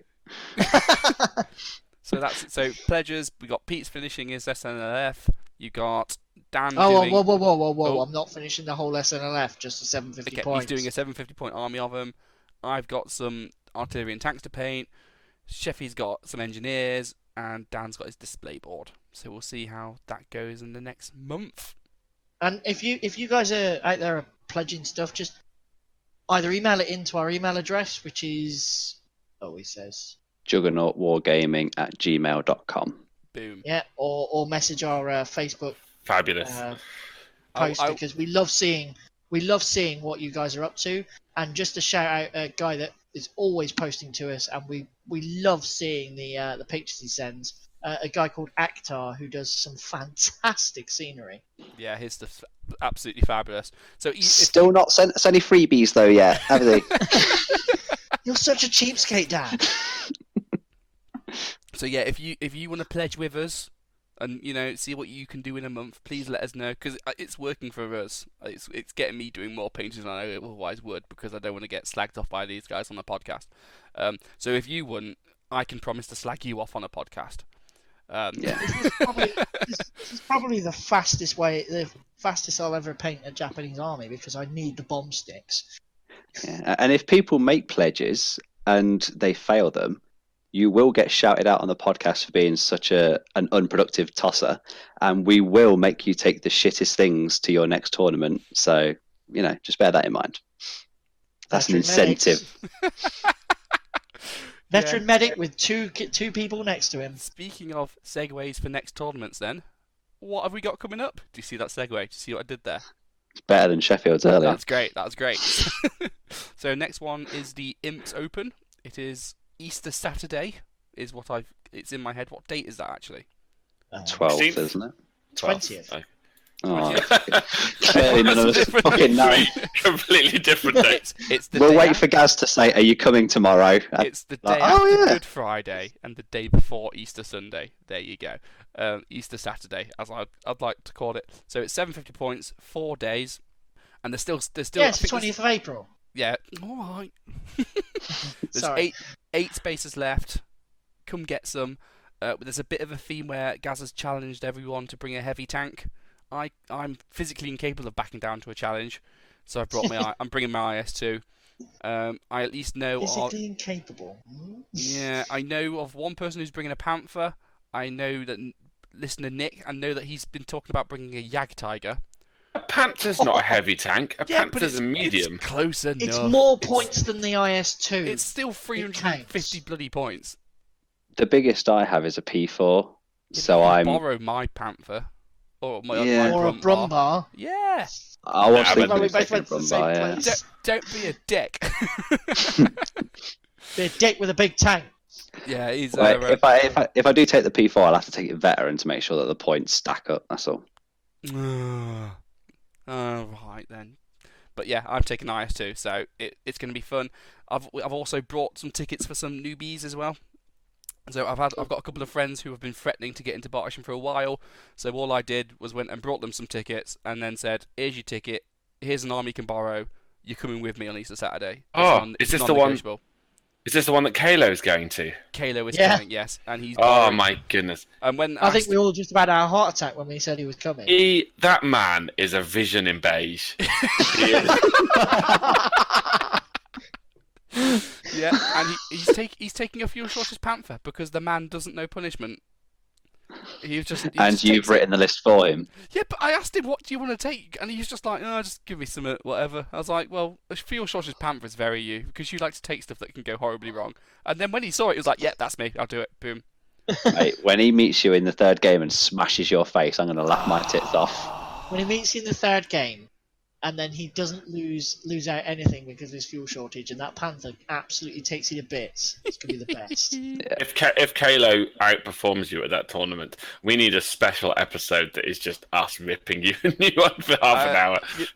Listeners, if you think that I had got a lot of stick for coming 70th at Cambridge, you know nothing into how much shit I would get for Luz, who is the worst Juggernaut by far, and I don't think he's ever placed higher than maybe second to bottom at any tournament we've ever been to, of any game system. But he's a wonderful guy. He's the nicest guy you'll meet, but god damn, he's don't shit push at it. wargaming. No, that's so unfair. He is really nice. So yeah, come to Imps, get to see us. It's going to be a fun day out. No one's taking it too seriously. It'll be a lot of fun. I think there's enough prizes for one for everyone. I've heard as well. Yeah. Which get the money or your ticket back. Don't forget to get petty. Get petty. The other day, by the way, I meant to add this earlier. The other day, I had this really weird dream where I woke up in the middle of the night, and I looked out the window, and there were flashes of lightning, and there was screaming in the distance, and I saw a big pair of horns and Toph's face reflected in the moon. I have a funny feeling that he was writing something in preparation for a tournament. So, this is our big announcement. We've been hinting about it for a while, but we are running our own tournament. Dun dun dun. So if you don't want to play us at a tournament, come to this one because we ain't playing. that is the key selling point. If you don't want to play a Juggernaut at a tournament, and especially if you don't want to play me, Dan, or Pete, or Sheffield's normally all right. Thanks. Come to our Love it, friend. come to our The three own good tournament. juggers. The three good juggers can't play, and Sheffield. Yeah. I'm so offended by how true that is. But yeah, I've been writing the pack, and I've been having a lot of fun with it. And every single time I've sent the version back to the guys to review, they've absolutely torn it to shreds and told me how wrong and stupid I am. So it's gone through multiple revisions, and hopefully it'll be released by the time this podcast is released. By the time this podcast is released, we'll have an event page on Facebook where you can go and read the pack for yourself. And come and join us. It's on the 27th of July. It's in Leicester, which is nice and central. Tickets are only a tenner each because we ain't charging the world for it. It's going to be a lot of fun. And yeah, it's going to be really, really fun. I can't wait for it. It's going to be great. We got That's going to be good. 32 places, I think.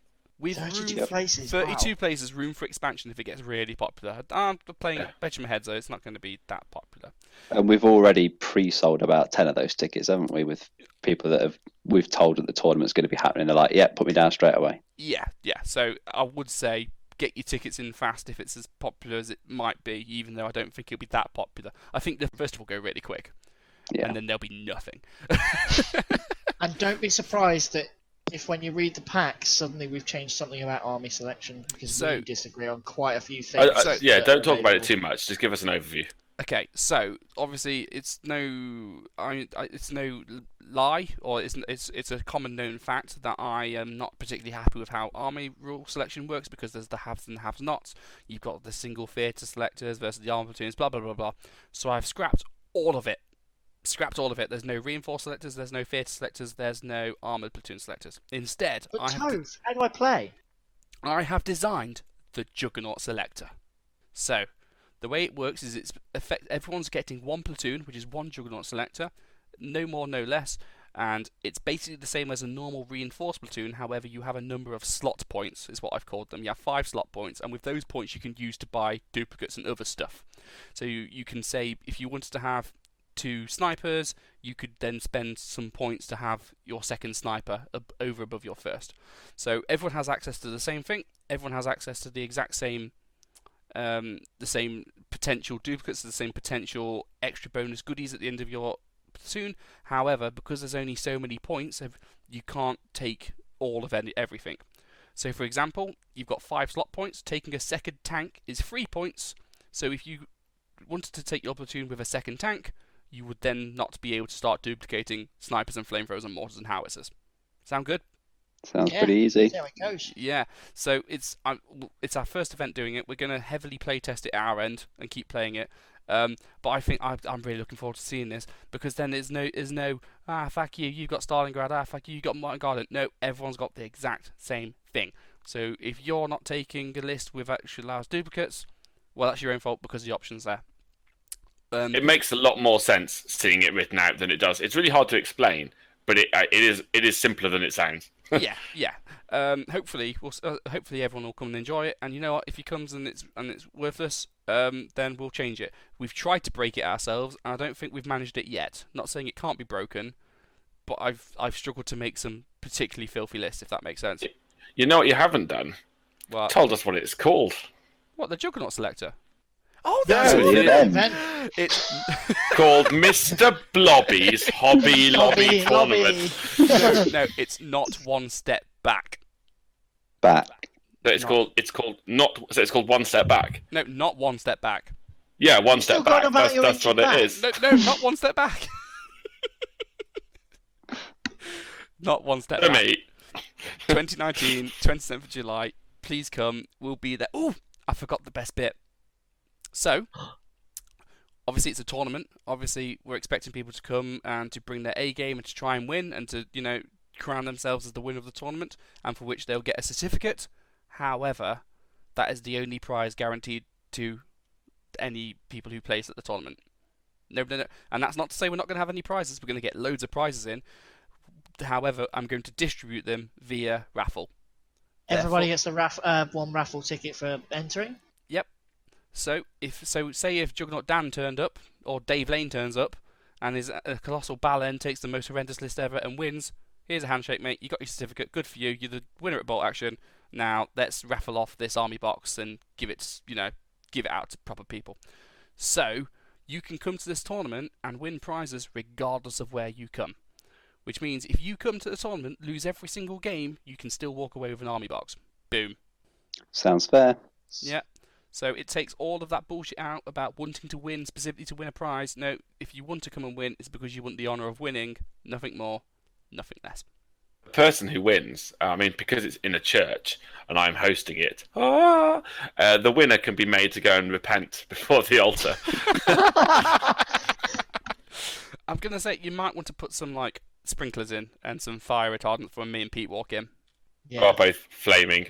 Yeah, as the devil of Bolt Action, I feel like a church would not necessarily be the safest fire hazard, let's say. I walk into most churches expecting to just combust, so it's no difference. It'll be fine. But yeah, 27th of July, £10 a ticket. Details will be up on our page shortly. Please come and join us. Get a widget. If nothing And the else. nice thing is, it'll be nice and warm because it'll be July. Yep. Can we offer a widget to everyone who comes? Is that within the realms of possibility? They might not get a prize, but everyone gets a widget. Yeah, Can we say that? Let's do that. I was thinking widgets for Fubar prizes, but we can do one for everyone. Oh, yeah, cool. Yeah, widgets for Fubar. That sounds good. Widgets for Fubar. Okay. Any final points, thoughts, stuffs? I did it. Oh, fuck off. We just let you win. You win one tournament, and here it is. He's thinking it's fucking God's gift to Bolt Action. He's going to be starting his own. No, I'm more podcast surprised. I'm more surprised. One more than Sheffield. Oh! Sheffy, do you want to? Shall we let you play in not one step back, simply so we can rig it so you can actually win a tournament? That's quite alright. I don't need your pity. You clearly do. I'll be hiding in. Still wouldn't win it. I'll be hiding in the corner, caressing some boxes.